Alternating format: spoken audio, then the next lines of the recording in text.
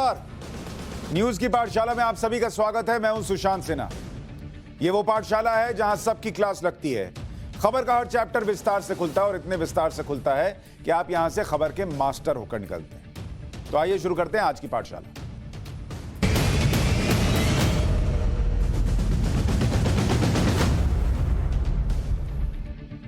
सबसे पहले आपको जल्दी से बता दूं आज पाठशाला में क्या है।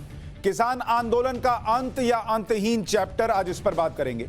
आंदोलन खत्म करने पर नई शर्तें कहां से आ गई, आंदोलन वापसी पर नई शर्तें लगाने वाले एक्सपोज कैसे हुए, यह भी आपको बताऊंगा। इसके अलावा उत्तर प्रदेश का जिक्र करूंगा। पूर्वांचल वर्सेस पश्चिमी यूपी वाला चुनावी चैप्टर भी आज खुलने वाला है। लेकिन सबसे पहले किसान आंदोलन का जिक्र करूंगा, क्योंकि आज संयुक्त किसान मोर्चा की एक बैठक हुई, जिसके बाद यह कहा जा रहा है कि अब कल दोपहर यह निर्णय होगा कि यह आंदोलन खत्म करना है या नहीं करना है। और कुछ शर्तें सरकार ने अपनी तरफ से प्रस्ताव भेजा, उस पर संयुक्त किसान मोर्चा की कुछ शर्तें क्या है नहीं है वो आपको विस्तार से बताऊं। उससे पहले हम सीधे चल रहे हैं राकेश टिकैत के पास, जो इस वक्त हमारे साथ लाइव जुड़ रहे हैं। राकेश टिकैत जी, बहुत स्वागत आपका। कैसे हैं आप? हाँ, धन्यवाद भाई, सब बढ़िया, ठीक है।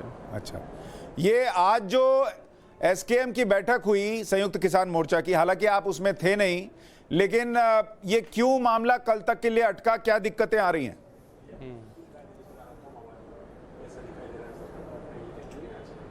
नहीं, किस चीज में? आंदोलन खत्म करने में।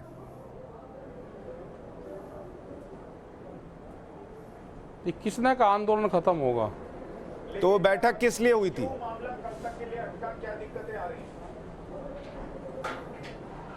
बैठक अपनी बैठक है, हम करेंगे वही अपनी बैठक है, उसमें क्या दिक्कत होगी किसी को? सरकार के साथ तो बैठक थी नहीं। वो तो सरकार ने जो प्रस्ताव भेजा था उसी पर बैठक थी।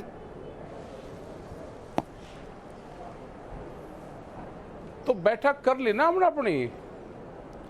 अपनी बैठक कर दी। जो ऐतराज हमने उसको भेज दिया सरकार को लिख के वापस। आपको बैठक के बारे में पता नहीं है क्या? आपको बुलाया नहीं था क्या? सब पता है मुझे, सब पता है मुझे, आपके बारे में पता है मुझे, सबके बारे में पता है। मेरे बारे में तो दर्शकों को भी पता है। आप बैठक के बारे में बताइए, क्योंकि आप इस आंदोलन के चेहरा रहे हैं और आप बैठक में नहीं थे। लोगों को लगने लगा है कि आपको साइड लगा दिया गया है। आप अपना क्वेश्चन करो, जो क्वेश्चन है उसका मैं तो क्वेश्चन पूछ रहा हूं कि क्या दिक्कत है। आप उसको कह रहे हैं कि भाई हमारी बैठक थी, तो पत्रकारों को क्यों बुलाया था प्रेस कॉन्फ्रेंस करने के लिए?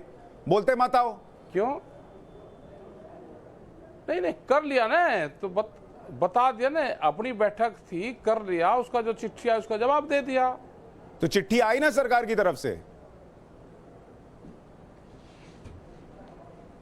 अरे दे दिया ना, उसका जवाब दे दिया ना, जो चिट्ठी है उसका जवाब दे दिया। उसी जवाब पे चर्चा कर रहा हूं। आप उस पे घुमा रहे हैं कि भाई मैं जो है उस पे नहीं बोलूंगा, भाई वो हमारी अपनी मीटिंग थी। आप भी इस कार्यक्रम में इसलिए जुड़े हैं ना कि उस पर बात करेंगे। आप बताओ ना, आप पाठशाला का नाम आप बताओ ना, आप अपना क्वेश्चन करो, वो उसका। सर, मेरा प्रश्न ये है कि आज जो बैठक हुई उसमें सरकार की तरफ से एक प्रस्ताव आया, और उसमें क्या दिक्कत लगी कि उस प्रस्ताव को नहीं माना जा सकता? हाँ, तो दे दिया ना, उसको प्रस्ताव का जवाब दे दिया सरकार को हमने। थोड़ा हमारे दर्शकों के लिए भी दे दीजिए, क्योंकि उस प्रस्ताव में यह कहा गया कि हम जो है एमएसपी पर कमेटी बनाने को तैयार हैं। भाई आप पिछले 15 दिन से लग रहे हो, आप पिछले 15 दिन से लग रहे हैं कि आंदोलन खत्म होगा, आंदोलन खत्म होगा, आंदोलन खत्म होगा। मतलब यही काम है, इससे अलग कोई काम नहीं रहा। आंदोलन खत्म जब होगा, जब हमारी सहमति बन जाएगी। आंदोलन खत्म जब होगे, जब भारत सरकार ऑन टेबल बैठ जाएगी। आंदोलन खत्म जब होगा, जब मुद्दों पर सहमति बन जाएगी। ये धोखा ना दो सबको, धोखा ना दो देश की जनता को। कहाँ से चिट्ठी आई, किसकी चिट्ठी आई, बैठ रहे नहीं, कौन उसकी जिम्मेदारी लेगा? कल कोई बात होगी तो सरकार से बातचीत करनी है, तो किस सरकार से बातचीत करेंगे? कहाँ वे लोग हैं? एक हमने कमेटी बना दी, वह 5 आदमियों की कमेटी है, भारत सरकार से वह कमेटी बातचीत करेगी। सरकार ने एक चिट्ठी भेजी, उस पर उसने सुझाव मांगे, उसका जवाब दे दिया। कल उसका भी जवाब शायद उम्मीद है कि दे देंगे। 2 बजे हमारी मीटिंग होगी, उसमें फिर हम बता देंगे। उसमें 2 बजे जब मीटिंग होगी तो उसमें बता देंगे। 5 आदमियों की एक कमेटी बना रखी है, वह कमेटी जो भी तय करेगी, वो कमेटी तय कर लेगी। लेकिन इतने उतावले होने की जरूरत नहीं चैनल वालों को कि खत्म होगा, पूरा ठेका ले लिया है आप लोगों ने कि खत्म होगा, कल खत्म हो रहा, आज खत्म होगा। गुमराह मत करो जनता को। नहीं हमको क्यों, आपने बहुत साथ दिया है सब लोगों ने, गुमराह मत करो। मैं तो ये कह रहा हूं राकेश टिकैत जी, आज जो प्रेस कॉन्फ्रेंस थी जिसमें आप नहीं थे, आपको तो कमेटी में भी नहीं रखा, आपको प्रेस कॉन्फ्रेंस में भी नहीं रखते हैं, आप पता नहीं इतने अहम मोड़ पर इस आंदोलन के आप उत्तराखंड में क्या कर रहे हैं किसी को समझ में नहीं आ रहा। नहीं आप नहीं क्यों समझा होगा? संयुक्त मोर्चे की बात आपको क्यों बताएंगे बाहर? आपको कमेटी में क्यों नहीं रखा? आप तो इस आंदोलन का चेहरा है, वो तो जाएगा। आप हमको तो बड़ी हमदर्दी है कि आपको रखना चाहिए था। आप देश के किसान हैं, आपके आंसू थे जिसने इस आंदोलन को जोड़कर रखा और आपको बाहर निकाल दिया। नहीं चलो छोड़ दो। हम अरे कल वे 35 आदमी के लगे जो हमें कमेटी में रखो। अरे आप 35 नहीं है भाई, आप राकेश टिकैत हैं। कमेटी में जो 5 आदमी, आपको राकेश टिकैत को जगह नहीं दी, ये बड़ा दुख का विषय है। ना हम तो 35 की तरफ रहेंगे, जिधर ज्यादा रहेंगे हम तो उधर रहेंगे। हम तो जिधर ज्यादा रहेंगे उधर रहेंगे। अरे भाई आप इस आंदोलन को अपने कंधे पर लेकर चले राकेश टिकैत जी। देश का किसान दुखी है कि राकेश टिकैत को साइड लगा दिया, बुलाते नहीं है, पीसी में नहीं बैठाते हैं, चर्चा में नहीं बुलाते, कमेटी में नहीं बैठाते। अरे आप अपना करो ने काम करो भाई, आपको जो क्वेश्चन है उसका करो। ये संयुक्त मोर्चा है, ये इकट्ठा था, इकट्ठा रहेगा और यहां से इकट्ठा ही फैसले लेकर जाएगा। हार जीत जो भी होगी वो सबकी इकट्ठी होगी। तो आप उत्तराखंड चले गए ना सर, लोगों को समझ में नहीं आ रहा कि इतने अहम दिन राकेश टिकैत जो किसानों को छोड़कर उत्तराखंड कैसे जा सकते हैं? लोग नहीं सब ऑनलाइन होता है आजकल, सब फोन पर संपर्क थे हमारे, फोन पे चल रहा था। कल रहेंगे मीटिंग में ही। कल रहेंगे? हाँ। अच्छा, आज जो प्रेस कॉन्फ्रेंस हुई राकेश टिकैत जी, मीटिंग में रहेंगे, उसको जो सरकार ने जवाब दिया था। ठीक है, आज जो प्रेस कॉन्फ्रेंस हुई राकेश टिकैत जी, उसमें यह कहा गया कि एमएसपी पर कमेटी बनाने की जो बात है सरकार की तरफ से, उसमें आपत्ति ये आ रही है कि इसमें एसकेएम यानी संयुक्त किसान मोर्चा के अलावा भी दूसरे किसानों को शामिल किया जा रहा है जो इस कृषि कानून के पक्ष में या पक्ष में थे। तो लोगों के मन में प्रश्न ये है कि राकेश टिकैत हमारे चैनल पर, दूसरे चैनल पर, हर चैनल पर जाकर ये बताते रहे कि ये देश का आंदोलन है, देश के किसान का आंदोलन है, देश का किसान इन कानूनों के विरोध में है। फिर अचानक से अलग अलग किसान संगठनों से आपका बैर क्यों हो गया? उनसे आपको दिक्कत क्यों हो गई? वो कमेटी में आएंगे तो आपको दिक्कत क्या है? अगर सब एमएसपी चाहते हैं तो उनको कमेटी में क्यों नहीं ले रहे?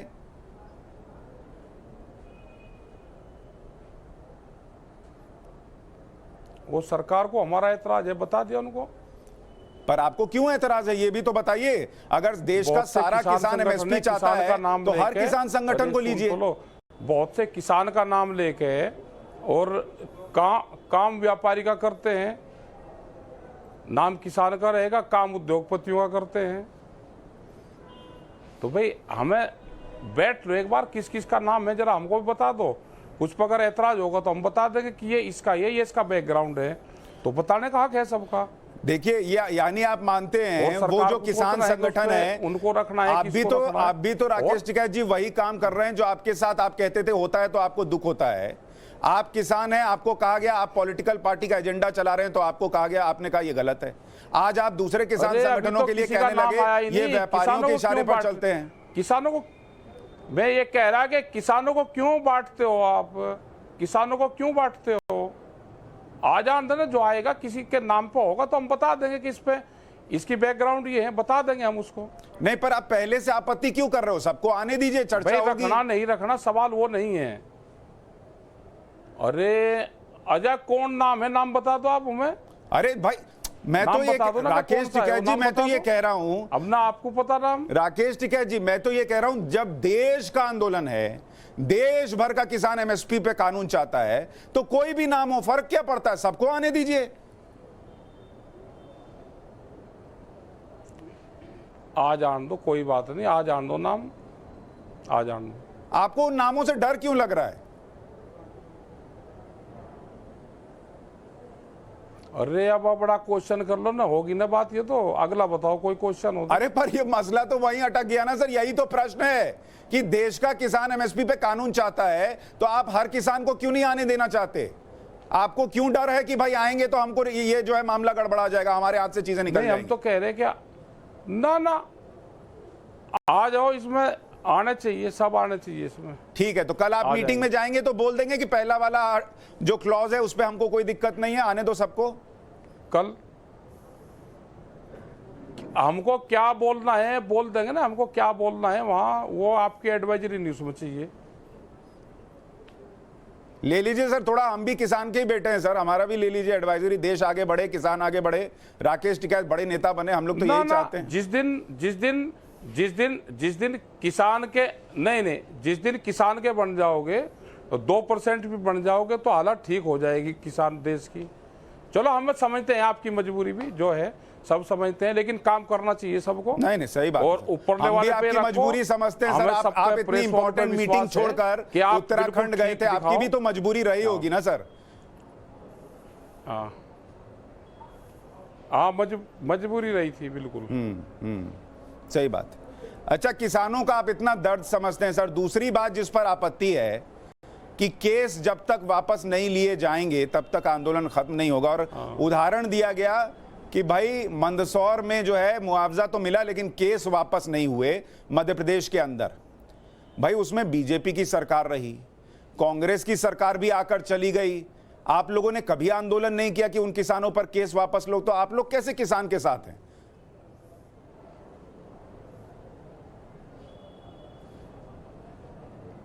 हम तो सबके साथ में हैं और हमें अपनी बात कहने का वो है, वो सरकार की बात है। आज मानने, 2 दिन में मानने, 10 दिन में मानने, 2 महीने में मानने, हम अपनी बात है कहने का हक है हमारा सरकार से। पर आप मुझे कह रहे हैं कि मैं किसानों के साथ नहीं हूं। आप भी तो मंदसौर के किसानों के साथ नहीं थे, वरना लड़ाई पहले लड़ते।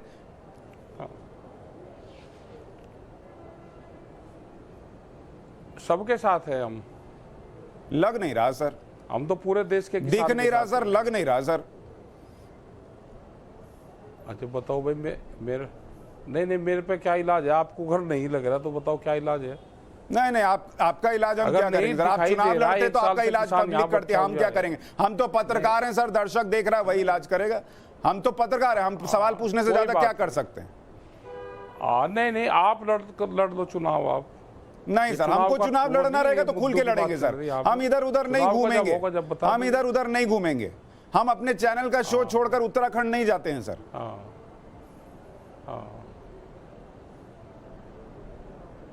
क्यों उत्तराखंड स्टेट नहीं क्या यहाँ का है सर? लेकिन एक साल आप जो लड़ाई लड़े उसकी इतनी इंपॉर्टेंट बैठक छोड़कर उत्तराखंड चले गए, या तो मानिए आपको बुला नहीं रहे ये लोग। भाई आपके चैनल वहां पे थे, उन्होंने कवर करा। आप देखोगे हम कहाँ गए वहां पे कहाँ पे गए? आप देखो ना कहाँ पे गए हम वहां। आपको ये लोग बुला नहीं रहे हैं क्या सर? बहुत लोगों को ऐसा लग रहा है आपको बुला नहीं रहे हैं, कमेटी में नाम नहीं दे रहे हैं। नहीं क्यों जाए हम कमेटी में? हम 35 की तरफ रहेंगे, 5 की तरफ क्यों रहेंगे? तो 5 वाले कमजोर है, 35 वाले मजबूत रहेंगे ना? 5 वाले ही मजबूत हैं। तो आपको उधर होना चाहिए, आप रहेंगे और मजबूत हो जाएंगे, आप सरकार से डंके की चोट पे बात कर पाएंगे ना। हम तो कमजोर की तरफ रहेंगे। अच्छा राकेश टिकैत जी, मुआवजे की भी बात हुई आज, जिसमें तीसरा गतिरोध है कि पंजाब ने जैसे मुआवजा दिया उस तरीके से मुआवजा उन्होंने ये कहा है कि बोलिए मुआवजे की बात हुई है उनसे, और उन्होंने ये कहा कि जो पंजाब का पैटर्न होगा उस पर मुआवजा दे देंगे। उस पर तो सहमति बन सी रही सारी जगह वो। अच्छा, बन रही है। हाँ बन रही, उसका उन्होंने क्लियर है वो। वैसे भी उन्होंने बताया कि जो पंजाब का जो भी पैटर्न होगा हम पंजाब के पैटर्न पे ही पूरे उसमें कर देंगे, क्योंकि 2 जगह की डेथ सबसे ज़्यादा है, हरियाणा और उत्तर प्रदेश। हरियाणा की ज़्यादा है, पंजाब की भी ज़्यादा है, तो पंजाब का निपट गया, हरियाणा का रह गया। हरियाणा और उत्तर प्रदेश के कुछ हैं तो उनका है, उस पर मुआवजे पे ज़्यादा दिक्कत नहीं है। ठीक है। और वो आप राज्य सरकारों से चाहते हैं कि केंद्र से चाहते हैं?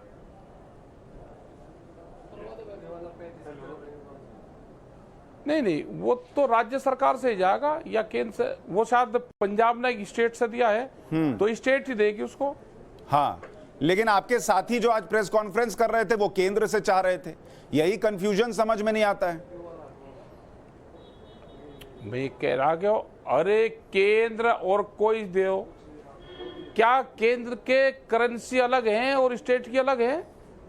अरे आप बैंक से कर्जा लिए हैं तो आप चुकाते हैं ना सर।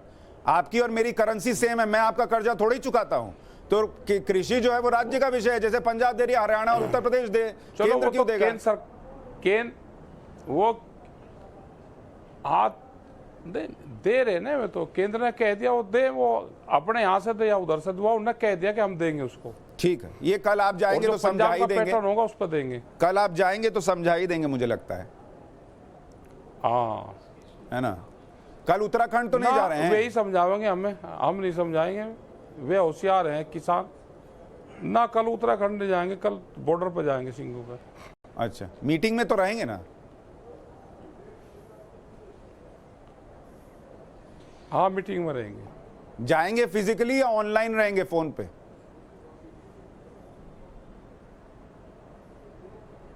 ना, फिजिकली जाएंगे, गाड़ी लेके जाएंगे। बहुत बड़ी। आप रहेंगे तो मजा आएगा सर। आप बहुत सॉलिड बात करते हैं। आप समाधान निकाल देंगे मुझे लग रहा है। ना ना ना ना, ठीक है, ठीक है ना? ना ना, निकलना चाहिए समाधान। सब लोग की मनसा यही है कि समाधान निकलना चाहिए।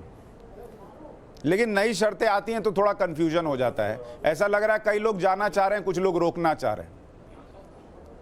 कोई बात, हाँ, ये तो चलता ही रहे भाई, तो देश है बड़ा। अच्छा, पंजाब वाले लौट गए तब सर क्या होगा? तो आप अकेले लड़ेंगे? नहीं लगा ही रहे भाई देश में। क्यों इस तरह की बात करो भाई? हमने कहा कि आपका दिल घबरा जाता है क्या ऐसी बातें सुन के? हार होगी या जीत होगी, इकट्ठे जाएंगे। नहीं नहीं, क्यों पाड़ तोड़ की बात करो आप? नहीं नहीं, अरे सर हो क्या रहा है? आप इधर उत्तराखंड में हैं, इधर ये लोग मीटिंग कर ले रहे हैं, उधर कुछ लोग हरियाणा के किसान को जाके थैंक यू बोला रहे हैं कि आपने खाना पीना दिया। तो मतलब ऐसा लग रहा है कि बाय बाय के मूड में है और आपको पता ही नहीं चल रहा है। कोई नहीं, आप पूरे चैनल वाले पिछले 15 दिन से लग रहे, आप लगे रहो। लेकिन आपने कहा कि लोग जा रहे, तो जवाब जनता को आपको देना है भाई, चैनल वालों को। आप जवाब दो। जिसने सरकार से, जनता से ये कहा कि आंदोलन खत्म हो रहा है, 4 तारीख को वापसी आ रहे, 7 को वापसी आ रहे, जवाब आपको देना है। विश्वसनीयता आपकी खराब होती है, तो हम तो ये कहते हैं कि इतनी विश्वसनीयता अपनी खराब करो। चैनल का, प्रेस का, देश विश्वास करता है, तो आप जो ऑथेंटिक खबरें हो वो खबरें दो। आप उसी ऑथेंटिक खबर के लिए तो आपको बुलाए सर। आपसे ज्यादा ऑथेंटिक आज की डेट में कौन बोलता है? नहीं, तो इसलिए हमको लगा आपसे बात करते हैं। चलो ठीक है, आपने बुलाया, धन्यवाद भाई आपका सबका। अच्छा सर, ये बताइए कि आज आप बोल रहे थे कि कुत्ते के गले में बांध के चिट्ठी भेज दी, अभी आप कह रहे थे कि ऑनलाइन का जमाना है। तो ऑनलाइन में चिट्ठी आना जो है वो कुत्ते के गले में बांध के भेजना थोड़ा ही होता। आप ऐसा क्यों गुस्सा जाते हैं? हाँ, ऑनलाइन हमारे गन्ने का भी करवा दो। ऑनलाइन डिजिटल कैंपेन देश वो है, चल रहा है ना, डिजिटल कैंपेन चल रही हुई ना देश में। हमारा गन्ने का भी करवा दो, हम भी गन्ना डाल के, और जब तक घर जाए हमारे घर में पहुंच जाए। करवा लीजिए सर, वो भी। अब उसके लिए बैठ जाइए ऑनलाइन जब तक ना हो। ऑनलाइन का जमाना है, बैठिए। ऑनलाइन का जमाना गन्ने पर नहीं है, ऑनलाइन का जमाना चिट्ठी पे ही है। ऑनलाइन का जमाना है तो करवा दो भाई। प्रधानमंत्री का पायलट प्रोजेक्ट है डिजिटल कैंपेन इंडिया, तो उसको भी करवा दो। हमारी फसलें भी उससे जुड़वा दो, हमको भी लाभ हो जाएगा। क्योंकि अभी 4,000 करोड़ रुपया बका है किसानों का उत्तर प्रदेश में, तो वो भी करवा दो। तो मुझे तो लगता है सर, ये लोग अगर चले भी जाएं पंजाब वाले, आप बैठे रहिएगा सर, जब तक ये ऑनलाइन पेमेंट ना हो मत जाइएगा। आप चिंता ना करो, चिंता ना करो, आपकी ख्वाहिश पूरी होगी, पूरी चिंता ना करो आप। पूरा सर, अरे हम लोग तो आप जहां बैठेंगे सर वहां कैमरा लेके पहुंच जाएंगे, आपको कैमरे की कमी नहीं होने देंगे सर। कोई बात नहीं, होगी आपकी बात होगी, ठीक, कोई दिक्कत नहीं, आप अपना काम करो। अच्छा राकेश टिकैत जी, बहुत लोगों के मन में प्रश्न है, एमएसपी पे कमेटी बनने की बात हो रही है, बाकी चीजों पर हो रहा है कि भाई जो है वो अलग अलग जगह पर देखा जाएगा कि क्या होगा नहीं होगा, लेकिन जो बिजली पर लेकर कानून आना था उसको लेकर आज प्रेस कॉन्फ्रेंस में कहा गया कि वो संसद में पेश ही नहीं होनी चाहिए। अब देश में संविधान है, देश में उस संविधान के तहत लोकसभा बनी हुई है, राज्यसभा बनी हुई है, उसमें कानून आता है, आपके समर्थन में बहुत सारे दल हैं। भाई रे सुन तो लो, ये उस टाइम पे जब दिसंबर में बातचीत होती थी, 13 दौर की बातचीत हुई, उसमें ये बातचीत आई थी कि हम जो डिजिटल जो हम ये बिजली वाला है अमेंडमेंट बिल, इसको लेकर नहीं आएंगे, ये उस टाइम पे सरकार ने कहा था। हाँ, लेकिन अब मैं कह रहा हूं कि ये कहना कि संसद में कौन सा कानून आएगा नहीं आएगा और आएगा ही नहीं, ये क्या सड़क से तय होगा? संसद में लोग आपके समर्थन में होंगे और उसका विरोध कर देंगे, इस पे विश्वास नहीं आपको? ये तो सरकार ने कहा था कि हम लेकर नहीं आएंगे। सरकार तो अभी कह रही है कि हम आपसे क्या केस वापस ले लेंगे। सरकार पर इतना भरोसा है तो उठ जाइए, सरकार पे तो आपको भरोसा नहीं है, दूसरे दलों पे तो भरोसा कीजिए।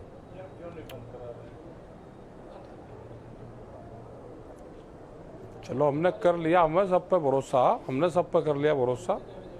राहुल गांधी पे आपको भरोसा है? अपना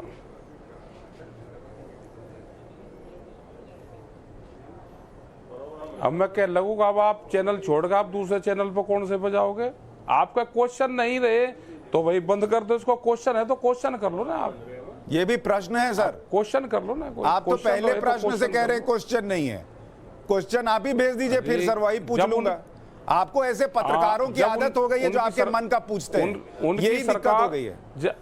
जब उनकी सरकार जब आएगी, उनकी सरकार जब आएगी तो उनसे बात कर लेंगे। और भूमि अधिग्रहण एक्ट में सबसे ज्यादा रोल उसी का ही रहा है जिसकी आप बात करते हो, राहुल गांधी की। भूमि अधिग्रहण एक्ट जब आया था देश में तो उसी का ही बड़ा रोल उसमें रहा है।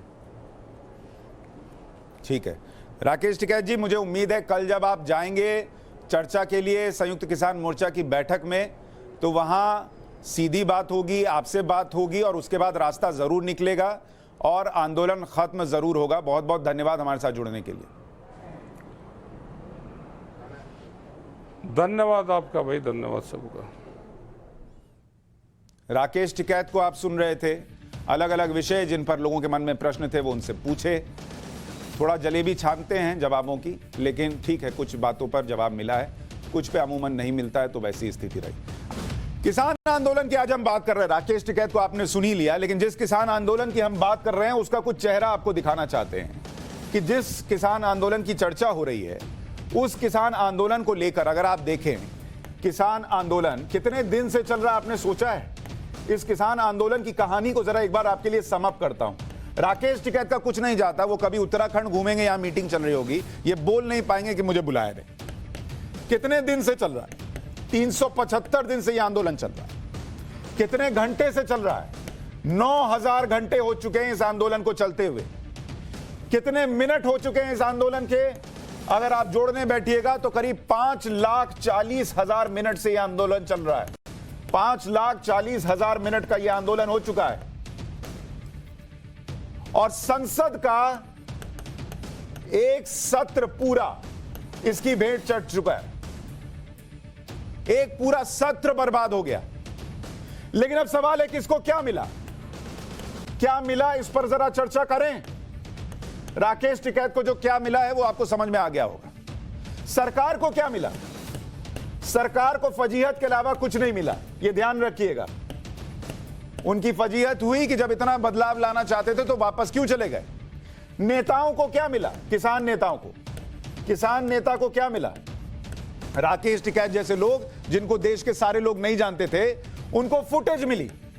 उनको फुटेज ऐसी मिली कि अब उनको चस्का लग गया उसके बाद विपक्ष को क्या मिला? विपक्ष को सियासत करने का मुद्दा मिल गया, ये तो मिल गया उनको। मीडिया को क्या मिला? मीडिया को हेडलाइन मिली। अपनी भी चर्चा हम कर रहे हैं कि हमें हेडलाइंस मिलती रही, इसमें कोई कमी नहीं थी। लेकिन जो किसान है, आम किसान, उसको क्या मिला? उसके हाथ आज भी खाली हैं, खाली हाथ है वो, उसको कुछ नहीं मिला है अभी तक। वो खाली हाथ है किसान। उससे जाके पूछिए कि आंदोलन खत्म हो रहा है, तुमको क्या मिला भाई, बताना जरा। एक किसान बताए कि उसको कुछ मिला। वो पूछे राकेश टिकैत से कि आप उत्तराखंड में क्या कर रहे थे, जब आज हमारे हिसाब से आपको, जो आप लड़ाई लड़ रहे थे, आपको वहां होना चाहिए था। आप उत्तराखंड में क्या कर रहे थे? या तो मानो कि मुझे बुला नहीं रहे हैं ये लोग, और अगर बुलाते हैं तो आते क्यों नहीं हो, ये बताओ। पूछिए जो आपके नाम पर ये सब कर रहे हैं, उनसे पूछिए कि आपको क्या मिला, देश को क्या मिला। क्या मिला में देश को क्या मिला, इसकी बात कीजिए, इस बात को नोट कीजिए। अराजकता मिली, जो लाल किले पर हुआ उसको मत भूलिएगा। किसी का हाथ काटकर टांग दिया गया, वो मत भूलिएगा। लड़कियों का रेप हुआ, ये मत भूलिएगा। और सड़क से कानून बनेगा, सड़क से कानून बनाने की बातें होने लगी। कौन सा कानून संसद में पेश होगा, नहीं होगा, यह सब सड़क से तय होने लगा। कुछ लोगों की मनमानी चली, यह मिला इस देश को, कुछ की मनमानी, यह मिला। बदनामी मिली देश को, पूरे दुनिया में इसको मुद्दा बनाया गया और दिखाया गया कि देखिए देश में क्या हो रहा है।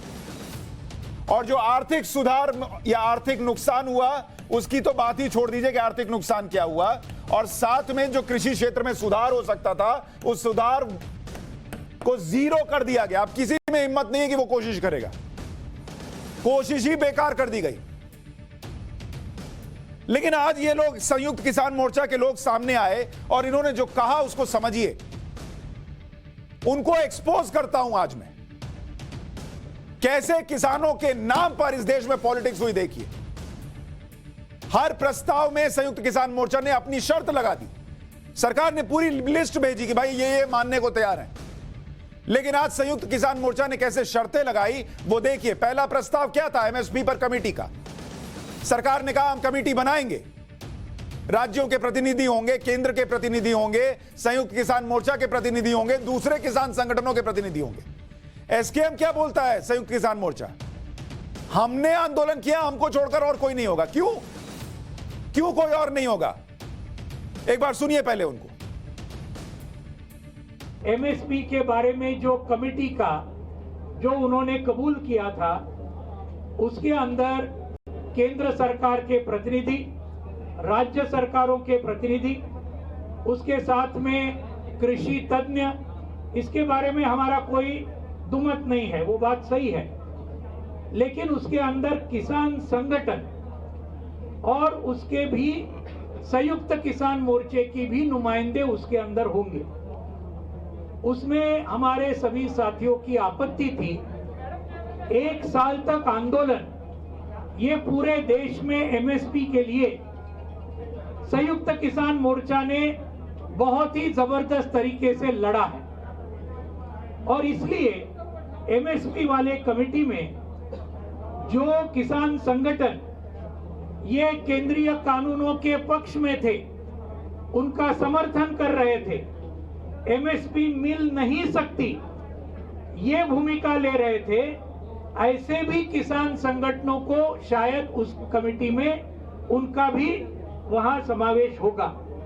तो हमारी आपत्ति ये है, केंद्र सरकार के बारे में सवाल नहीं, राज्य सरकारों के बारे में सवाल नहीं, या उनके कृषि तज्ञों के बारे में सवाल नहीं, लेकिन जो नुमाइंदे होंगे किसान आंदोलन के, ये संयुक्त किसान मोर्चा से होने चाहिए। ये उसके अंदर एक पहले आपत्ति का सवाल था। उसमें एक बात ये कही गई थी कि सरकार एमएसपी के मामले में कमेटी बनाएगी जिसमें बाकी ऑर्गेनाइजेशन, सरकारी अधिकारी, स्टेट्स के नुमाइंदे और एसकेएम के नुमाइंदे शामिल हो गए। तो हमें इस पे इतराज था सभी साथियों को कि आंदोलन तो हम लड़ते रहे, अगर ऐसे लोगों से भर दिया कमेटी को जो पहले से कानून बनने में सरकार के साथ रहे हैं, तो वहां मुश्किल खड़ी होगी। इसका स्पष्टीकरण सरकार से लिया जाए। जो एसकेएम की कमेटी बनी, जिन लोगों ने प्रेस कॉन्फ्रेंस की, उनका क्या कहना है कि हम ही हम होंगे इस कमेटी में और कोई नहीं होगा। कमेटी में कौन होगा कुछ लोग तय करेंगे क्या? आपको उसमें नुमाइंदगी चाहिए थी, आप जाइए, आप रहिए उसमें, दूसरा कोई नहीं रहेगा, ये आप कैसे तय करेंगे? अच्छा, ये कह क्या रहे थे कि सब आंदोलन के साथ हैं। अगर सब आंदोलन के साथ हैं तो क्यों घबराते हो भाई कि कौन इसमें आकर हमारा मामला न गड़बड़ा दे? ये कह रहे थे कि एमएसपी गारंटी सबकी मांग है, तो सबकी मांग है तो फिर सबको आने दो, उसमें नाम क्यों चाहिए कि कौन आएगा कौन नहीं आएगा? पहले कहा इन कानूनों के समर्थन में कोई नहीं, आप क्यों कहते हो कि जो समर्थन वाले हैं वो हमको नहीं चाहिए? देश को गुमराह किया आपने। आप क्यों कह रहे हो विरोध करने वाले लोग नहीं चाहिए? ये इनकी सच्चाई है। जब हम बताते रहे कि इस कानून के समर्थन में भी लोग हैं तो हमारा तक विरोध हुआ। जब हम ये बताते रहे कि ये देश का आंदोलन नहीं है तो हमारा भी विरोध हुआ। आज आप खुद बताने लग गए ना कि देश का आंदोलन नहीं है भैया, कुछ लोग ऐसे हैं जो नहीं करेंगे, हमारा साथ नहीं देंगे, उनको हमको चाहिए ही नहीं कमेटी में। खुद को खुद एक्सपोज कर रहे हो आप। अब दूसरे प्रस्ताव की बात करते हैं। सरकार का प्रस्ताव है कि आंदोलन खत्म होने के ऐलान के बाद किसानों पर मुकदमे वापस हो जाएंगे। ये क्या बोल रहे हैं? खत्म करने के लिए कोई शर्त मंजूर नहीं है और मुकदमे वापस लेने की प्रक्रिया तुरंत शुरू करो। एक बार सुनिए, फिर आगे की बात बताता हूं।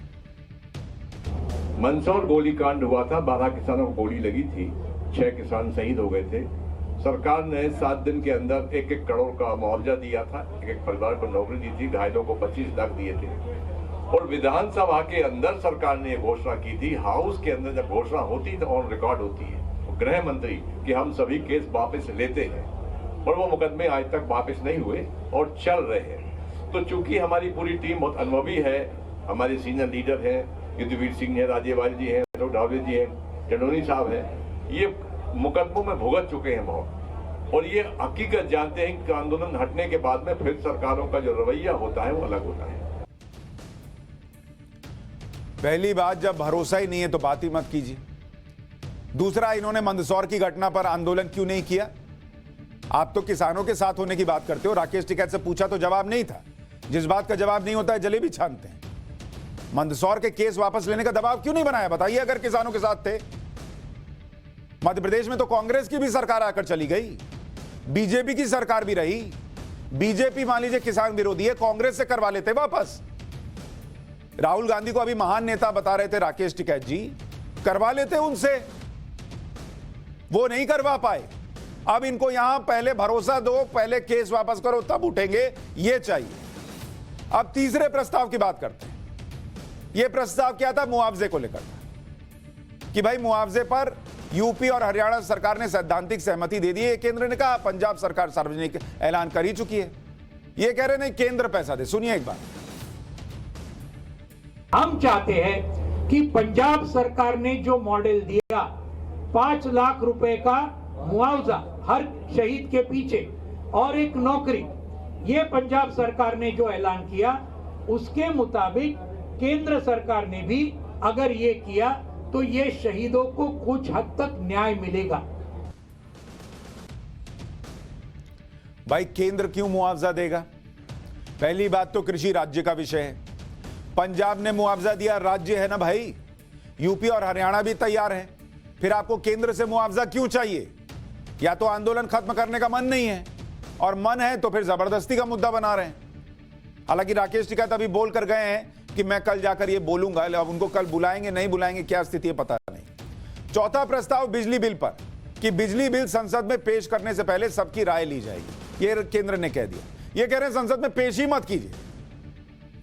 सुन लीजिए एक बार। बिजली बिल के बारे में उन्होंने लिखा कि सभी स्टेक होल्डर के साथ चर्चा होने के बाद ही हम ये बिजली बिल हम उसके सामने पार्लियामेंट के सामने लाएंगे।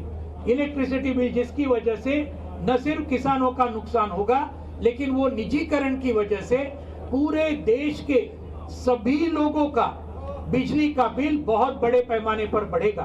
तो ये बात को उन्होंने कहा हम बात करेंगे और फिर लाएंगे, तो उसका मतलब कुछ ज्यादा नहीं हुआ। हम ये चाहते हैं कि ये बिजली बिल पार्लियामेंट के सामने न आए, ये हमारा कहना है।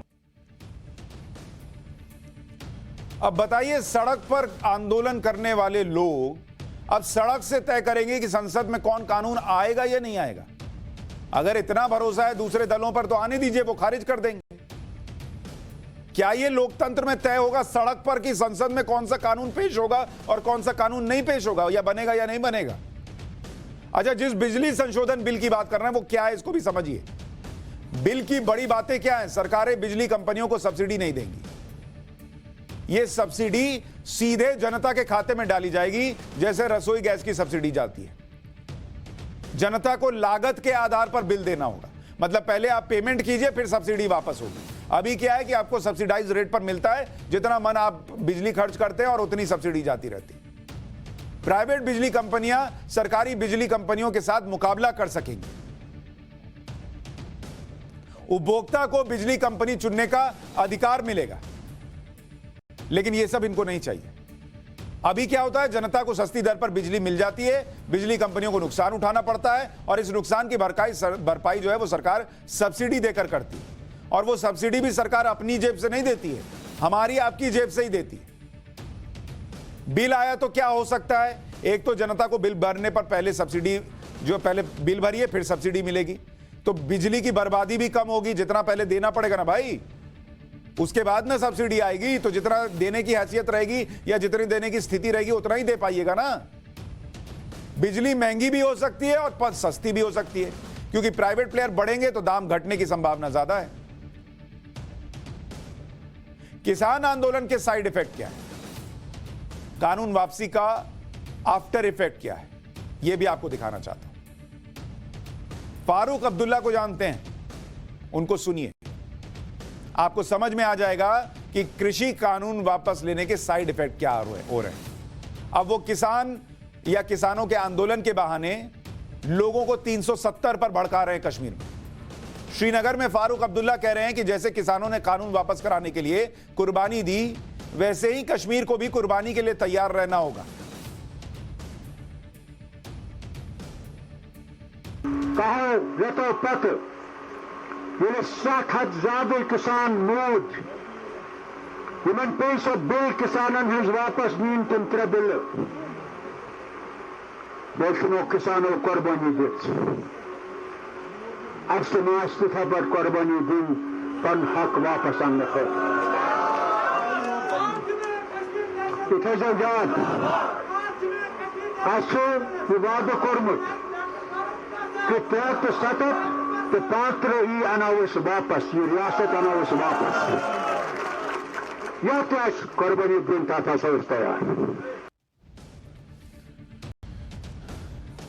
ये वो खतरा है जिसके लिए हम आगाह कर रहे थे कि जब आप सड़क पर एक आंदोलन कुछ लोगों का चले और उसके हिसाब से कानून बनाएं या हटाएं, तो एक मिसाल बन जाती है दूसरों के लिए। फारूक अब्दुल्ला वहां ठंड में खड़े होकर लोगों को भड़का रहे हैं कि 370 जो है वो वापस लाएंगे, 35 से वापस लाएंगे, लेकिन उसके लिए कुर्बानी देनी होगी जैसे किसान आंदोलन में दी गई। सोचिए अब क्या होगा, कश्मीर में क्या होने वाला है, इसका अंदाजा लगाइए। अब आपको लिए चलता हूं पाठशाला में पॉलिटिकल साइंस की क्लास में।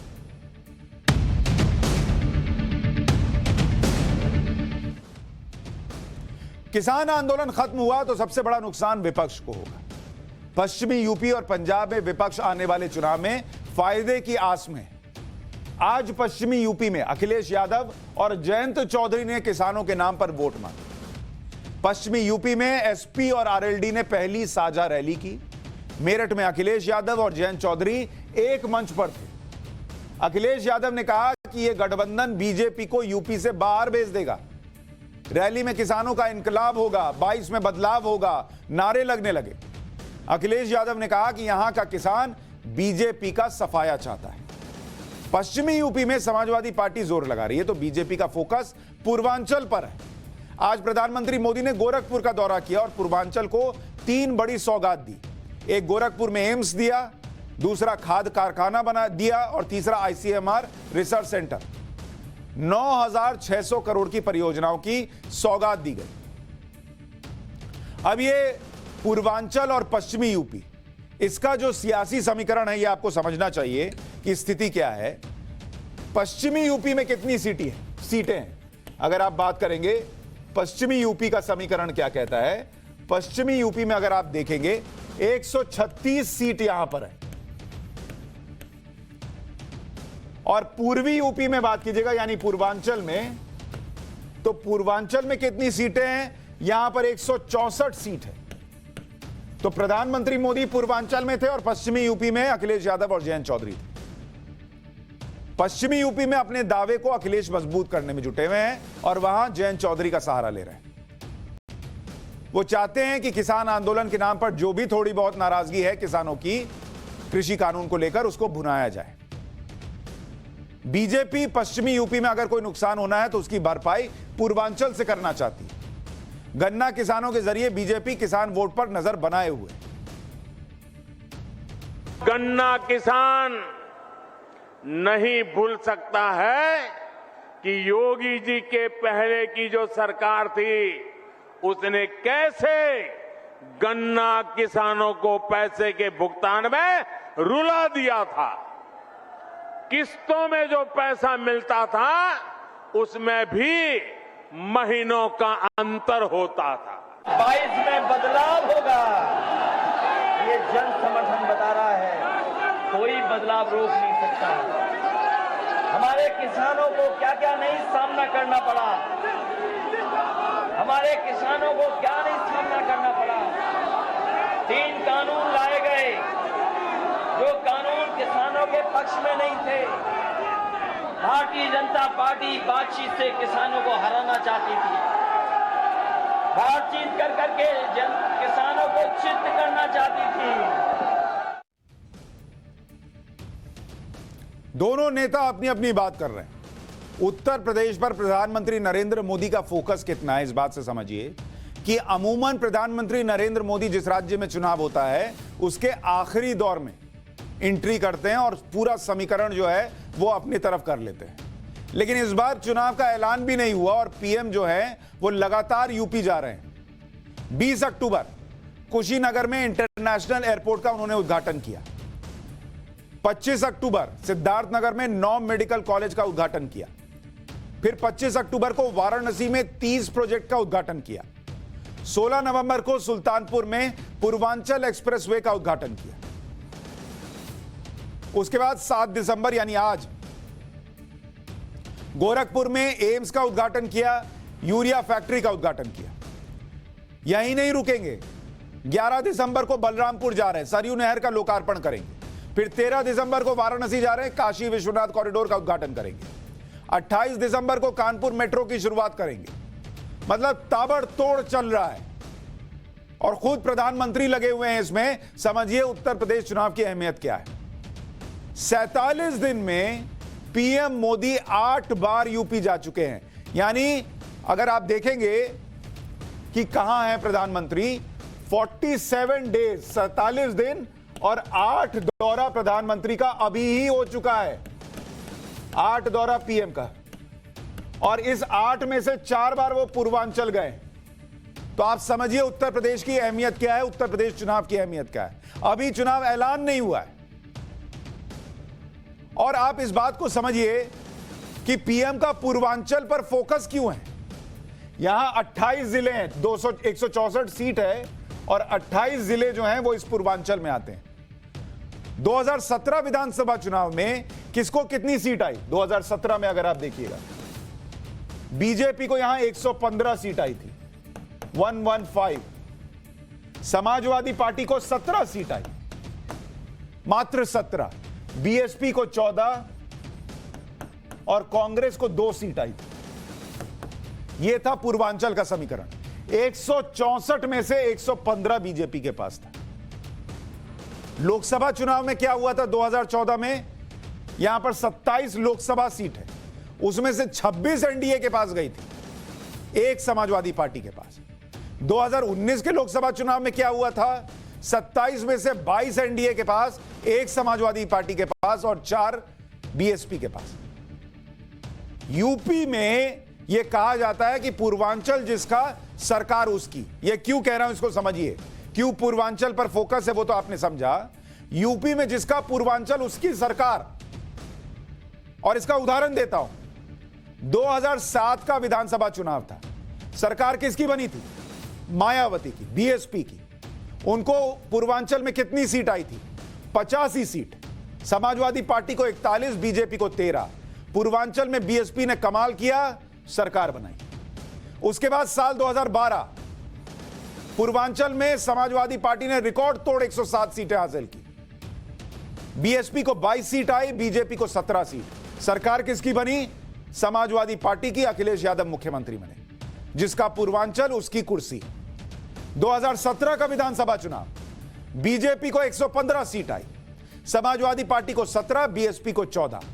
एक बार फिर साबित हुआ कि पूर्वांचल जिसका, उत्तर प्रदेश उसका। और इसीलिए प्रधानमंत्री नरेंद्र मोदी 8 में से 4 दौरा पूर्वांचल का कर चुके हैं। और यूपी चुनाव शुरू होने के पहले ही पूर्वांचल पर फोकस किए हुए हैं। मोदी पॉलिटिक्स के लिए पूर्वांचल अहम क्यों है? एक तो पीएम मोदी का संसदीय क्षेत्र वाराणसी खुद पूर्वांचल में पड़ता है, तो उनके लिए वो भी इंपॉर्टेंट हो जाता है। दूसरा, सीएम योगी का गृह जिला गोरखपुर पड़ता है। तीसरा, 2017 की बढ़त बनाए रखने का लक्ष्य है। 2022 के साथ साथ 2024 की तैयारी भी है। और छोटे दलों के साथ एसपी का जो अलायंस हो रहा है, ये एक चैलेंज है। इसलिए जैसे एक बड़ा टारगेट होता है और आपको है कि ये मैच जीतेंगे तभी फाइनल में जा पाएंगे। इंडिया तो कई बार 90 के दशक में ऐसा होता था, ये वाला हार गए तो सीधा बाहर ही हो जाएंगे टूर्नामेंट से। वो जो मस्ट विन गेम होता है, उसमें क्या होता है, कैप्टन कई बार खुद जिम्मेदारी लेता कि मैं ओपन करने जाऊंगा, मैं ही रन मारूंगा। नरेंद्र मोदी ने वही चैलेंज ले लिया। एकदम यूपी अपने हाथ में लेकर काम कर रहे हैं लगातार, कोई वेट नहीं। विपक्ष यहां अभी लोकसभा और राज्यसभा में हंगामा ही कर रहा है, नरेंद्र मोदी सीधा वहां पहुंच के काम में लग गए। पूर्वांचल में छोटी छोटी पार्टियां भी बहुत अहम हैं, इसलिए समाजवादी पार्टी और बीजेपी दोनों ने गठबंधन भी किए हैं। पूर्वांचल में समाजवादी पार्टी का गठबंधन किससे हुआ? सुहेल देव भारतीय समाज पार्टी से। अध्यक्ष कौन है? ओम प्रकाश राजभर। प्रभाव कितना है? 2017 में 4 सीट आई थी, 6 लाख वोट है। पूर्वांचल की 60 सीटों पर प्रभाव की बात है। एक और छोटा दल है महान दल, अध्यक्ष है केशव देव मौर्य। मौर्य, कुशवाहा, सैनी समाज, इन पर इनका प्रभाव है। किन इलाकों में प्रभाव है? कुशीनगर, मिर्जापुर, अंबेडकर नगर, प्रतापगढ़, प्रयागराज। एक और पार्टी जिससे समाजवादी पार्टी ने गठबंधन किया, जनवादी पार्टी। संजय चौहान अध्यक्ष हैं। प्रभाव नोनिया में, नोनिया समाज पर है। और वाराणसी, चंदौली, जौनपुर और मऊ में इनका प्रभाव बताया जाता है। गोंडवाना गणतंत्र पार्टी, इसका प्रभाव आदिवासी समाज पर है। मिर्जापुर, सोनभद्र, यहां फायदा हो सकता है समाजवादी पार्टी को इनके साथ जाकर, ऐसा आकलन कर रहे हो। अपना दल कमेरावादी, कृष्णा पटेल अध्यक्ष हैं। कुर्मी समाज पर प्रभाव है। पूर्वांचल में बीजेपी भी गठबंधन कर रही है छोटी छोटी पार्टियों से। क्या होता है, छोटी पार्टियां वोट काट दे तो मामला गड़बड़ा जाता है। वो जिता नहीं पाए लेकिन हरा जरूर दे सकती हैं। भारतीय मानव समाज पार्टी, अध्यक्ष कौन है? केवट रामधनी बिंद। बिंद समाज पर प्रभाव है। पूर्वांचल में 6% आबादी है। शोषित समाज पार्टी, बाबूलाल राजभर इसके अध्यक्ष है। राजभर समाज पर प्रभाव है। पूर्वांचल में 14 से 22% आबादी है। भारतीय सुहेलदेव जनता पार्टी, भीम राजभर इसके अध्यक्ष है। बलिया का राजभर समाज, इस पर प्रभाव है इनका। भारतीय समता समाज पार्टी, अध्यक्ष महेंद्र प्रजापति हैं। प्रभाव कुम्हार समाज, आजमगढ़ और पूर्वांचल में छोड़ते हैं। मानव हित पार्टी, अध्यक्ष हैं कृष्ण गोपाल सिंह। निषादों में कश्यप समाज पर इनका प्रभाव है। पृथ्वीराज जनशक्ति पार्टी, अध्यक्ष हैं चंदन सिंह चौहान। प्रभाव नोनिया समाज पर है। वाराणसी, चंदौली, मिर्जापुर। आपको हो सकता है हंसी आ रही होगी कि इन लोगों का तो नाम ही नहीं सुना भाई। ये नाम सुनने में नहीं आते हैं, लेकिन आपका नाम जो विनर्स का सर्टिफिकेट होता है उस पर चढ़ेगा या नहीं, ये तय कर देते हैं, वोट काट देते हैं। मुसहर आंदोलन मंच अध्यक्ष हैं चंद्रमा वनवासी। इनका प्रभाव दलितों में मुसहर समाज पर है, गाजीपुर पर। तो ये पूर्वांचल की लड़ाई, पश्चिमी उत्तर प्रदेश की लड़ाई कितनी अहम है, ये आपको समझा रहा था। और क्यों अहम है ये भी समझिए। और उत्तर प्रदेश चुनाव पर यह एनालिसिस आप तक लेकर आता रहूंगा। पाठशाला में इसकी क्लास भी रोज लगेगी। एक छोटा सा ब्रेक ले रहा हूं, थोड़ा पानी पीजिए आप भी, मैं भी पीता हूं।